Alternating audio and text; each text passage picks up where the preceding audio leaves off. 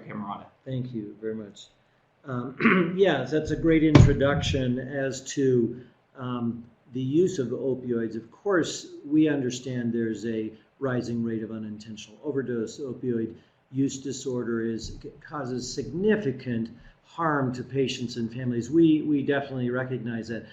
But there is a set of patients where a chronic opioid use is indicated, and acute use is indicated also. And think of those situations where you may be prescribing them for those different uses. You probably, those, at least the primary care providers out there with you, and maybe the specialists that are dealing with people with end-of-life care, with these life-threatening illnesses, there's a lot of pain syndromes that go with those, that where we do use opioids. I'm in palliative care. We use them all the time, and actually very high doses. And there's a certain set of chronic pain patients where they really are indicated.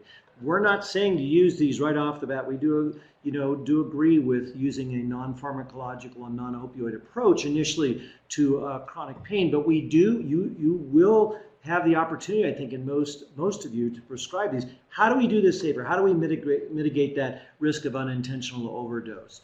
Many of the other lectures will be on how do we mitigate the harm of possibly, creating substance use disorders, or at least making them possibly worse. So we'll focus on the safer prescribing of opioids today. So I have no conflicts of interest, nothing to disclose. Here's our objectives, which are to, we're going to talk about the duration of action, the time course of these different agents, and be able to contrast them and know more about that, which is very important in mitigating risk for unintentional overdose. We're going to talk about when you have a opioid, or you have a patient that comes in that's opioid naive with chronic pain. We believe it's appropriate to try chronic opioids. How do we do that? And then we're going to talk about the rotation between opioids that is very commonly done, and there are high-risk sort of experiences that patients can have where there's an increased risk of unintentional overdose. We're going to talk about those, and that's one of them there. This slide, I think, is very important because I think this is a good place to start. You're going to get a lot more lectures on evaluation assessment for pain, but knowing this is very important. As I spoke earlier, there are patients where there's a body of evidence and a opinion that leans more towards, yes, this might be a trial, or appropriate trial for use of opioids. And you can see on the right side of that slide, the sort of reddish orangish colors, you have cancer pain, you have perioperative acute pain. I'll put my glasses on so I can read that, my own slide. You have burn pains, sickle cell pain. These are all ones where there's good consensus that we should be utilizing these medications. Then there's chronic spinal pain. This is probably the one with your chronic non-cancer patients where it's the most often used. And you get into your other rheumatologic conditions with rheumatoid arthritis, etc. Then you're getting into a yellowish area, which is really a lot of the neuropathic pain syndromes. There is evidence in the literature with the use of these. The consensus isn't quite as strong, I would say. And then we move into that left side of the arc there. And these are really ones where we're really saying, let's really think about not utilizing our opioids with these type of syndromes. These chronic headaches, orofacial pains, fibromyalgia, irritable bowel syndrome. And then we really do need to be cautious. It's not ruled out to not use opioids in patients with personality disorders, substance abuse disorders, but we really have to be circumspect with these.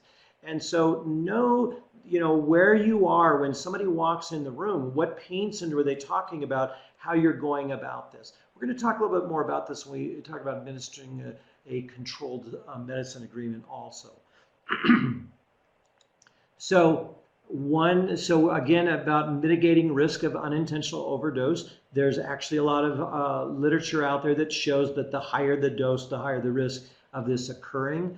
This one happens to be in JAMA. It was like over 150,000 patients in the VA system. And I think theirs was above 120 milligrams of oral morphine equivalent. In general, the CDC guidelines talks about 90. It varies, but really in the majority of my patients, they were definitely under that. And that's really what you're looking for.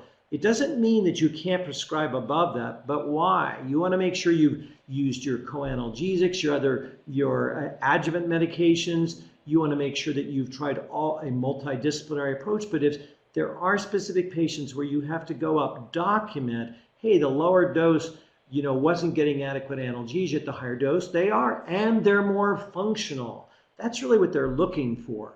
And again, you'll get more education as the day goes on about these things. This is a chart that shows you the time course of the short and long-acting agents.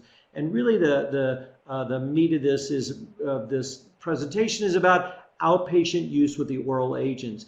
But what I want you to look at is the column that says peak effect. This is an extremely important bit of data to know, which is the time to peak effect. So when a medication is administered, whether it be parenterally, orally, or dermally, when do you reach that serum peak level?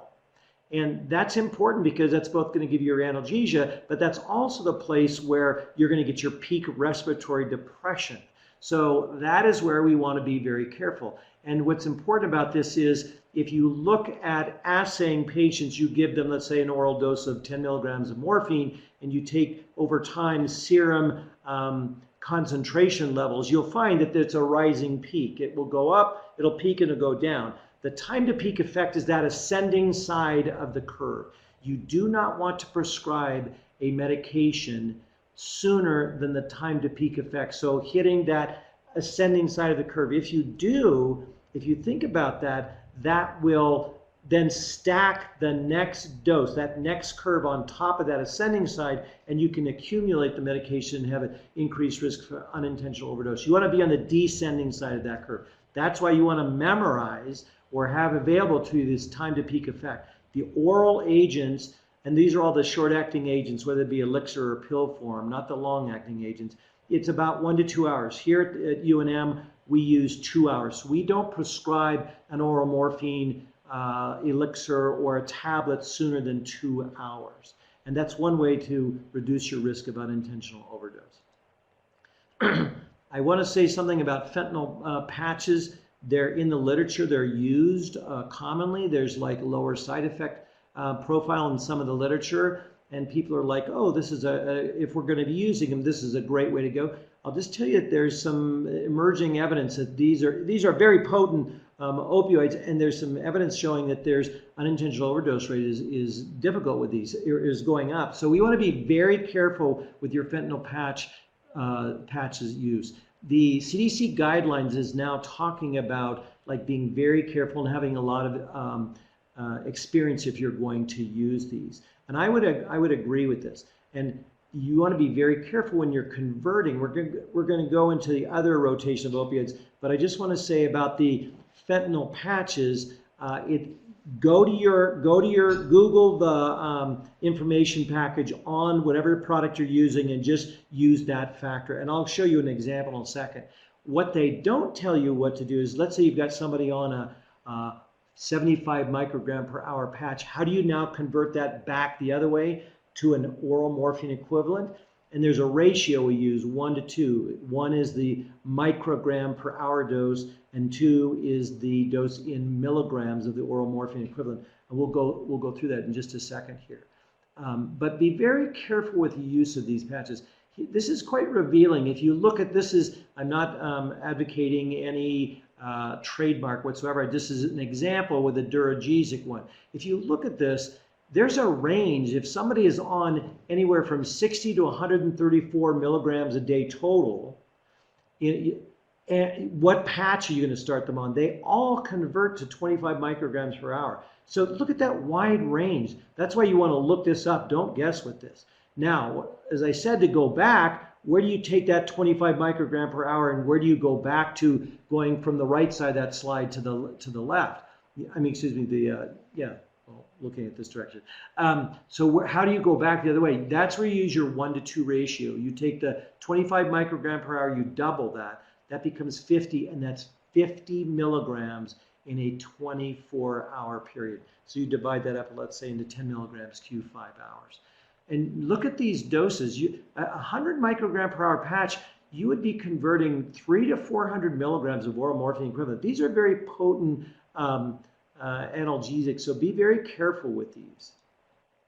So let's do a case, and we'll go, I think this will explain, we'll go through some of the actual math, we'll go through the calculations here. Mr. Sosi is a 56-year-old gentleman. He has chronic low back pain. We're going to say he has a radicular component to it. In the literature, this is one where they might respond more to opioids. He's tried all the things we've asked him to do with a multidisciplinary approach. He is opioid naive. He's never taken an opioid, and he's got severe pain. This man is in pain all the time. He's not functioning at all because of this. He's not able to work. And we've done our pre-work that you'll go through more about risk assessment and evaluation. And we think this guy might be appropriate for a trial of opioids. What are the doses that we start this gentleman on? You know, where do we pick these? Well, there are guidelines based on an expert opinion is what they are, but they're used throughout the literature very extensively. So they're fairly well established guidelines. But I do want to say that it is one place where there's an increased risk of unintentional overdose. You take an opioid naive patient, you start them on opioids, that's an increased risk. The other places are when we're titrating the dosages up, or again, we talked about the opioid rotation. In all of these instances, you want to employ a short-acting medication rather than a long-acting, and there'll be PRN. So, well, excuse me, in this case, in initiating opioid therapy, it'll be a short-acting formulation, and it'll be PRN. So here's the chart that gives recommendations that are commonly used. This comes up in the palliative care literature. It also comes up in the chronic pain management for non-cancer pain literature. And these are pretty standard doses that is used throughout. You can see morphine, oxycodone, and hydrocodone are all the same milligram doses. There's a little difference between oxycodone and morphine, as we'll go into, but they're similar. The same thing, hydromorphone, that 1 milligram is essentially equal to about 4 milligrams, but it's in the range. I think what's more important on this slide is also, well, is as equally important is the right-hand column here, where if you think that there are other factors that might increase their risk of side effect or unintentional overdose, like the things listed in the yellow box, the patient's elderly, they have some renal or hepatic dysfunction, they have other comorbid conditions that could interact with other organs, polypharmacy with drug-drug interactions, or dementia, which increases the risk of side effects of these medications, you just cut that dose in half or even more and extend the dosing interval. I had a patient that was a 92-year-old woman. I was treating post-operatively in a nursing home for a hip fracture, and I put her on a milligram Q12 12 hours of morphine through an elixir, and we got an adequate analgesia. That's where we started, and we never increased it. So you just want to go with what you feel safe with, and utilizing those factors that may increase the risk of unintentional overdose. So we choose 5 milligrams of oxycodone for Mr. Sosi, and we say, Mr. Sosi, you're going to use this 5 milligrams of oxycodone, which is 1 pill. You're going to use it for your back pain when it's really pretty bad. You're not going to use it for your back pain if it's not very bad, and you're not going to use it for any shoulder pain that comes up, or dental pain, or headaches, or anything else that comes up. This is only for your back pain. Anything else we'll discuss in the future. So, and you can use it up to every 4 hours if needed. If you don't need it, don't use it. If 1 pill, that 5 milligrams, didn't work, you don't increase that to 1.5 or 2. You call the clinic, or we'll talk about the next time we come in. If it lasts less than 4 hours, I'm saying you can take it every 4 hours if needed, but if it only lasted 2 hours, don't take another pill in 2 hours. Wait the full 4 hours and contact the clinic. We'll discuss. It's extremely important to go over that information, even write that down, because very commonly we don't do that. People like Dr. Bott just talked about, our society is like, well, if 1 pill is good, 2 is better. And they really have that. So you really want to be very clear with this. Again, you do all of the other things that we're going to be talking about later on, the controlled medicine agreement, etc. And let's say we're going to see them back in a week. I also make it clear that they're to contact the office if it's before that week, if there's issues with the medications. He comes back in a week, says, you know, it's better. It's not perfect, but it's definitely better to where I'm doing more. It's extremely important. You want to be documenting function. You've increased function in these patients. And he's able to go back to work, but he's still having quite a bit of pain. He does have to take them every 4 hours. It's kind of a hassle to keep taking them. And if he misses any at all, the pain starts to come back. So is there a better way, is there something else we can do to get this pain under better control? Now you notice in the middle line I have in parentheses while awake. I have made this mistake before. They say they're taking it every 4 hours for pain. I don't get a detailed history and I'm assuming that they're taking 6 doses in 24 hours when they're taking 4 or 5. And so you want to ask, how many tablets did you take yesterday? Or keep a log, or how many do you take in general? Because their understanding, what your understanding may be different. So make sure you get detailed history there. It's extremely important. And so now we're talking about titrating up because he didn't get adequate analgesia. So in general, if somebody's having mild pain, I probably am not increasing it. You could increase it a little bit. You can see the percentages that we go up, and these are the guidelines that we're talking about utilizing when you titrate up. But very commonly, I'll increase a co-analgesic or an adjuvant. I'll use another multidisciplinary approach, because it's mild, and it's a safety factor. We're talking to the patients. The higher the dose, more risk. So let's see if we can not go up with the opioids. If the pain is moderate or severe, you might want to end up going up. And you can see you can go up by 100%. We never in palliative care go up by more than 100% at one dosage increase. And most of our dosage increases are really between 10 and 50%. We deal with a lot of pain crises, so that's where that 100% in general will come up. But I would say in your practices, especially an outpatient, 10 to 50% is much safer, and you should be doing. So let's just do that simple calculation. So let's say we establish he's taking 5 doses of the 5 milligrams in a 24-hour period. So 25 milligrams is his total. We just multiply 0.25 times that total, and that's 6.25 milligrams. Do the math and round it down, and we come up with 30 milligrams. Now it's like, what do the pills come in? What are our formulations? And so I'd probably, with this person, try 7.5 milligrams Q 6 hours. PRN, remember PRN. So those are the instructions we give him. He goes off, and then we'll talk about in a minute some other calculations with him. Let's say you decided to use a long-acting agent. I would say in this case I would not. The CDC guidelines talk about using long-acting agents for patients who have severe, unremitting 24-hour pain. And taking a very careful pain history, that very well may not be true. And we know he was taking 5 doses, so he's not taking them, every 4 hours around the clock. He's probably not having that unremitting. But if you do, especially with your cancer patients or patients with life-threatening illnesses with pain syndromes, you might want a long-acting agent. How do you do that?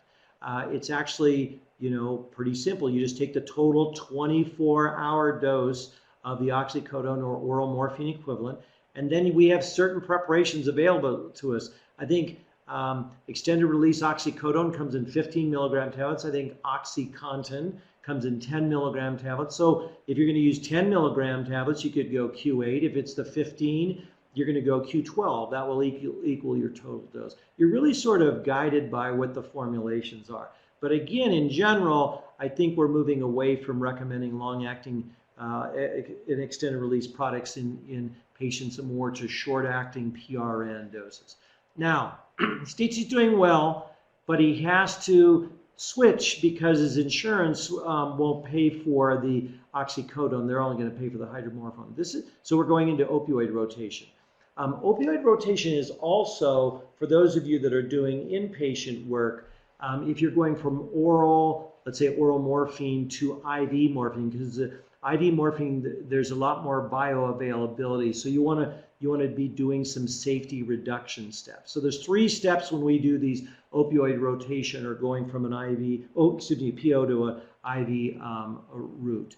And the first step is looking at our opioid equivalency table. This is a pretty standard one that's used by most in the literature by most, like the opioid calculators, and the EPIC O one, so the AMA course uses a slightly different one, but they're fairly similar. This one we use at UNM.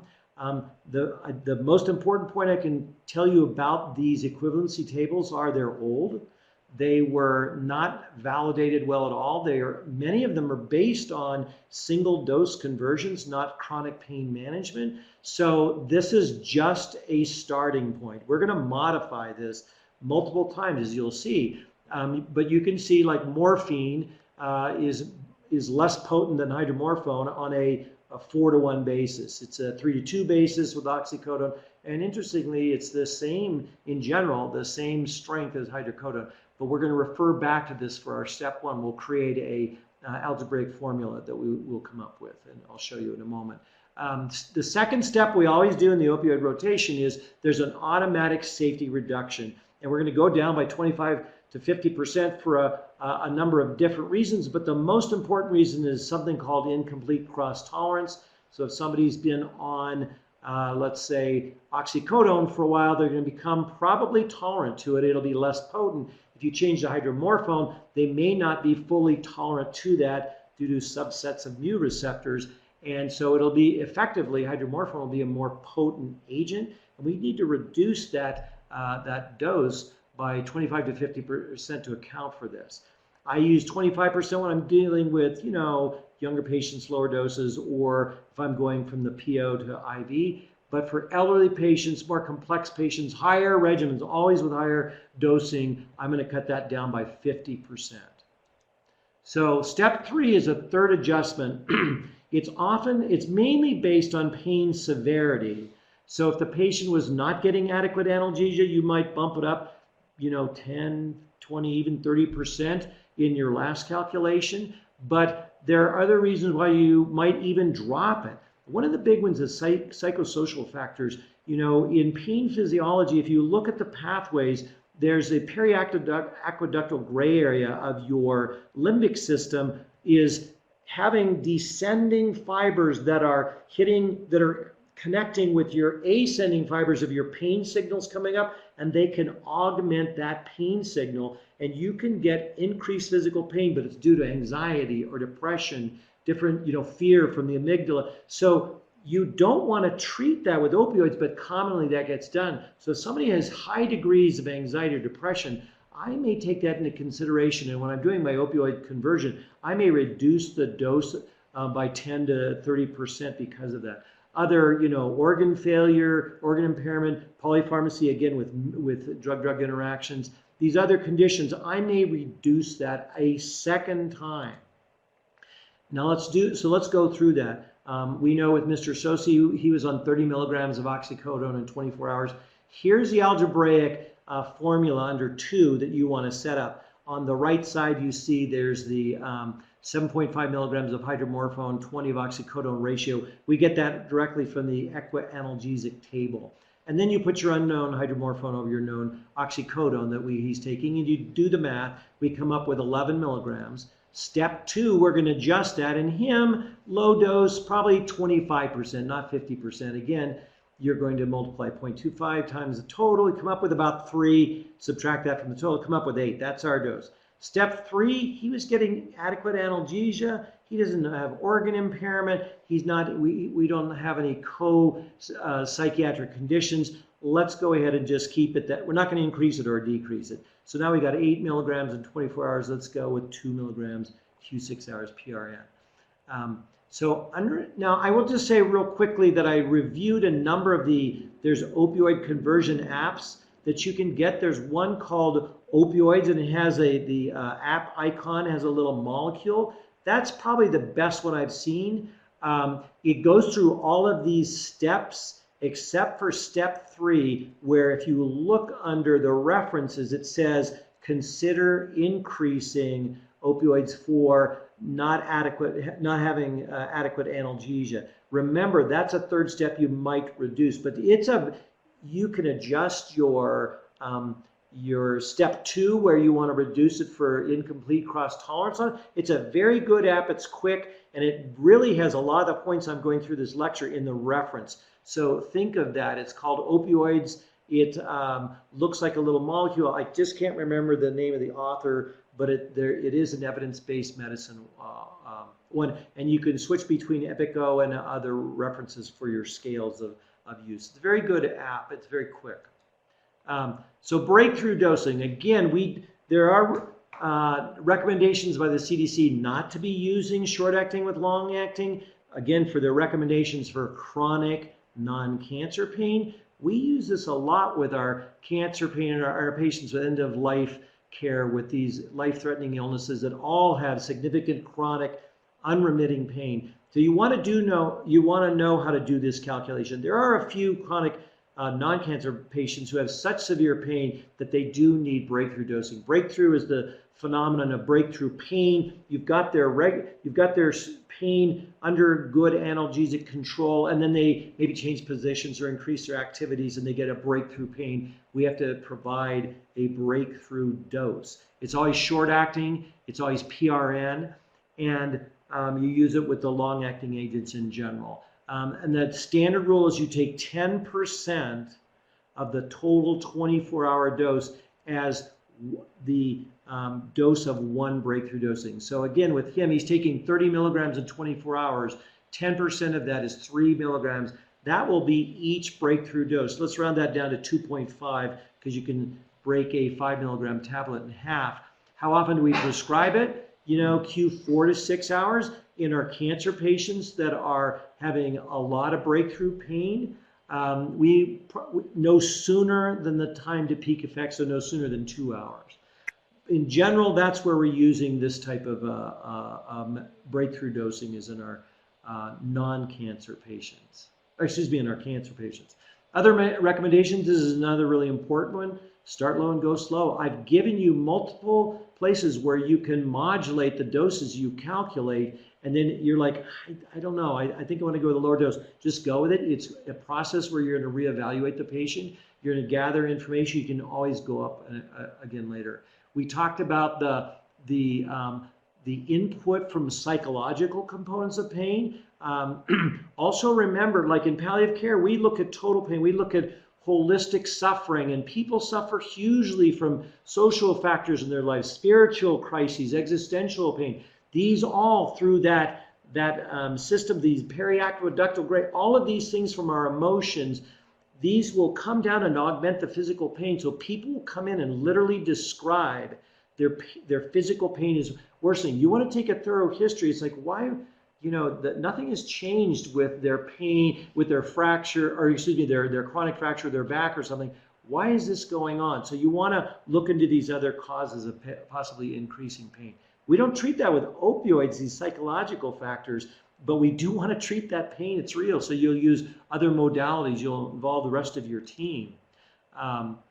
Sedation. Sedation is extremely important. That is the first sign of opioid toxicity. So you want to find out whether or not the opioids that you're using are causing it. If they're on a stable dose, they've not been sedated, and your patient comes in there sedated, make sure you check their hepatic or renal function. It might be affecting the serum concentrations. But look for other drugs. The most common reason we see it is not the opioids. It's the benzodiazepines, which we'll talk a little bit at the end. They started drinking, and they're drinking more. Sedative hypnotics, antispasmodics, they're centrally acting as sedatives. The antihistamines, especially in your elderly patients, and for sure your seizure medications that somebody in the pain clinic started, the gabapentin. You want to find out why they're sedated, because if it is the opioid, the next step is meiosis and then respiratory depression. If they're sedated with a respiratory rate of 60, it's probably not due to the opioid. It might be hypoxemia due to the pneumonia that's going on that's causing both the sedation and the hypoxemia, or the pneumonia caused the hypoxemia. We want to avoid the multiple different opioids. Try to go with one opioid with each patient. And the combination ones you have to be very careful with. The opioids with acetaminophen, ibuprofen. The big thing about acetaminophen is the GI people are now talking that it used to be 4 grams daily of acetaminophen was safe. It's not. We're finding hepatotoxicity at those levels. 3 grams in your healthy adults, 2 grams in our older patients. But remember, if your older patients are drinking any alcohol daily or nutritionally not supporting themselves well, this will actually increase their risk of toxicity. There's an American Gastroenterology Association poll where they took 1,000 pain patients that were adults and said, hey, how are you using over-the-counter pain relievers? And these are acetaminophen and the NSAIDs. And they said, you know, I read the bottle and I see I'm not supposed to take more than 4 a day, but I'm taking 6. So they commonly are doing this. And then if we're prescribing, let's say, an oxycodone with acetaminophen or hydrocodone with that, they very commonly are getting hepatic toxicity. I had 2 patients in the last year that came in with fulminant hepatic failure from the outside, that one of them died. It was from this exact scenario. So be very careful with that. Methadone is something we really need to talk about. Our experience here in New Mexico is the same as it is nationally, which it accounts for more deaths than what it is prescribed. There's a lot of it out there. It really is a very potent analgesic, and you have to be very careful with it. So we want to, you know, really be very careful with methadone in prescribing, because it needs close monitoring, and it is very tricky to prescribe. The half-life will vary, and individuals hugely due to their variation metabolism, up to, I've seen actually in some literature, 200 hours in individuals. The QT prolongation occurs with this, and there's so many medications out there that are commonly prescribed with this, you know, or antiemetics like ondansetron or erythromycin, antidepressants, antifungal agents, and so you very commonly are increasing that QT interval over 500, and the risk of torsades de pointe and sudden death, which we've seen in palliative care, will occur. It will accumulate in the liver as a reservoir and then leach out, redistribute, and then suddenly, like 2 weeks, a month later, the patient started getting sedated. If you're not monitoring them very closely, this can occur without your knowledge, and it can lead to overdose. So we basically say, don't initiate methadone. And unless you have a pain specialist that's really giving you the dosages. And if you've got somebody you've inherited on methadone, you really want to co-manage them with somebody that has a lot of experience with this. Side effects we'll go over quickly, which is the main one is constipation, which patients don't become tolerant very often to this with the use of opioids. So we always prescribe either a osmotic agent and or a bowel stimulant. Standardly, I start with polyethylene glycol, 17 grams daily, or BID. I quickly add in Senna, a natural stimulant agent, from 1 to 8 tablets a night. I'll go up every couple nights by doubling the dose. If you add fiber in, so remember that there's mu receptors in your myenteric plexus in the colon, so the stool just sits in the colon, it gets dehydrated there. And if you add fiber to a dehydrated stool, we say in New Mexico, we know what happens when you take mud, dry it out, and add straw to it. For our adobe, we get bricks. If you didn't notice, that was medical humor. That was just a little medical. So we don't want to create impactions in patients, which you can. So you always want to prescribe something with them. You can always back off if it has too much, if they actually get diarrhea. Nausea and vomiting will tend to go away after a few days, usually within a week. Sometimes it doesn't, but occasionally it will. I kind of like ask people, do you tend to get, you know, sensitive with your stomach to medications? If they say yes, I'll usually prescribe something either to have on hand or prophylactically, and they can back off on it.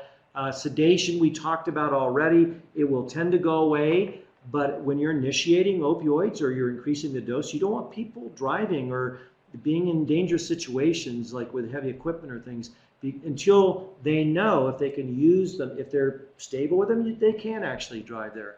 Pruritus and itching tends to be just a mast cell release, a non-IgE mediated reaction, but with bronchospasm or urticaria, so that's systemic, that can be, so you want to rotate off that. Don't rotate to codeine or tramadol from morphine. We don't like codeine in general, but those will cross-react. Confusion and hallucination is often seen in elderly patients, or if a metabolite is increasing, they cause a neurotoxicity. So watch your renal patients very carefully. And again, respiratory depression, if you see your respiratory rate going down, but again, you're going to see sedation and meiosis prior to that, so look for that. But again, we're now really talking about people that are increased risk for unintentional overdose, prescribing concomitantly with the opioids, naloxone.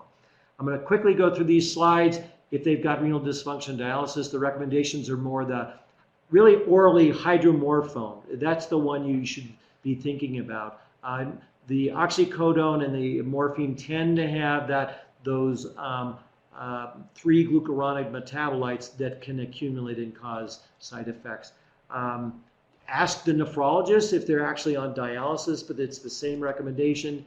Here's dosing intervals, but again, I would just really apply this more to your hydromorphone. And you can reference these slides. You will have these slides available to you. And again, here's the hepatic dysfunction. The big one there is methadone. Again, we're not even advising that you be prescribing this, but I've seen unintentional, I've seen QT prolongation due to liver disease with the use of methadone. Let's quickly, in our last 4 minutes or so, go over CDC recommendations. I think the most important point is to understand that when somebody walks into the office and they're talking about pain, we don't automatically think of opioids like we kind of used to. We think about non-pharmacological treatments. We think about non-opioid pharmacological treatments. These are the things that we would think about. And we want to try to utilize these as we are, this unintentional overdose has really forced us to try to do more studies, good research on integrated approaches. And our integrative colleagues have always going, hey, listen, this stuff works. So now we're getting a lot more data that we can actually point to with our patients. So, but that doesn't mean you can't use opioids. Sometimes I look at some of the questions like CDC is saying don't use opioids for chronic non-cancer pain. They're not saying that. They're just saying do a good job to mitigate risk doing it. So I would have to say it's a less and less patients for sure that we're using this in, but don't rule it out completely. Just know how to do it if you have to use it. Again, you don't initiate an opioid naive patient with long-acting agents. We certainly don't do it with methadone. And we want to be using the short-acting agents that we use on a PRN basis. And in general, be thinking about converting your patients to the use of these medications. The breakthrough dosing, where they're talking about immediate release with long-acting, that's really for your patients with life-threatening illnesses. Again, the strong recommendation about methadone, less strong but strong about fentanyl transdermal. You really want to have experience with that. Remember that slide about how potent these agents are. When we're prescribing them, they say as you're starting out, you want to use less than 50 milligrams of morphine daily or the equivalent. Remember, if you use our guidelines that we showed you, the most you're using is 30 milligrams of oxycodone. That's less than that. So use those guidelines. You can start out with less to begin with also. I would have to say the majority of my patients are under 90 milligrams of oral morphine equivalent. If you go above, remember, document the things we talked about. You increased analgesia with going up. So they're not having hyperalgesia. It's not just solely due to tolerance. And also their function is improving. I can't say enough about how we are discouraging the co-prescribing of opioids and benzodiazepines. When you look at the data, the risk of unintentional overdose due to respiratory depression is so high. I, in my practice, have stopped doing that. And I have language that I use to describe this to patients, which we will kind of go over in the controlled medicine agreement, but I have stopped doing it. And I think that most of the practitioners I'm working with, they are going to that same approach. Naloxone, you'll get another lecture on that later, but consider prescribing that, and that's becoming more available. And the last thing I would make a push for is people getting trained to use medication-assisted therapy for substance use disorder, specifically opioid use disorder, in the form of buprenorphine. I had a large practice, and these were some of my most favorite patients to care for and so satisfying. You can get actually analgesia with most of those patients. You just have to learn how to do it. And it's extremely satisfying, and we're doing such a tremendous service for these patients. It's actually not like treating a chronic non-cancer patient for pain. Patients have arrived at a point when they come in and they're asking for Suboxone, and that place they're at is often profound with great insight. Been there, done that, just want to be normal. Thank you so much for helping me by prescribing this.